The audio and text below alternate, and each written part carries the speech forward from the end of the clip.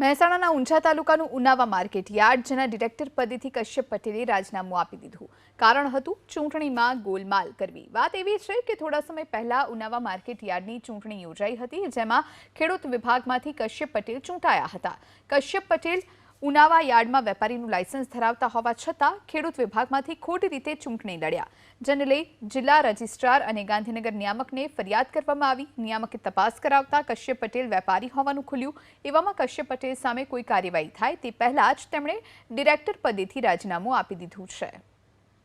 ખેડૂત પ્રતિનિધિ કશ્યપભાઈ સુરેશભાઈએ રાજીનામું આપ્યું છે અને રાજીનામામાં એમને સામાજિક કારણ જણાવ્યું છે અને એમાં એમને એ પણ કહ્યું છે કે ભાઈ સામાજિક કારણોસર હાજરી આપી શક્યું તેમ નથી, એટલે એમને રાજીનામું મૂક્યું છે। અને એ રાજીનામું મેં એપીએમસી થ્રુ માનનીય જિલ્લા રજિસ્ટ્રારને મોકલાવી અને જિલ્લા રજિસ્ટ્રારના મારફતે નિયામકશ્રીમાં મોકલાવી છું અને ત્યાં મંજૂર કરવાનો અધિકાર માન્ય નિયામકશ્રીનો છે।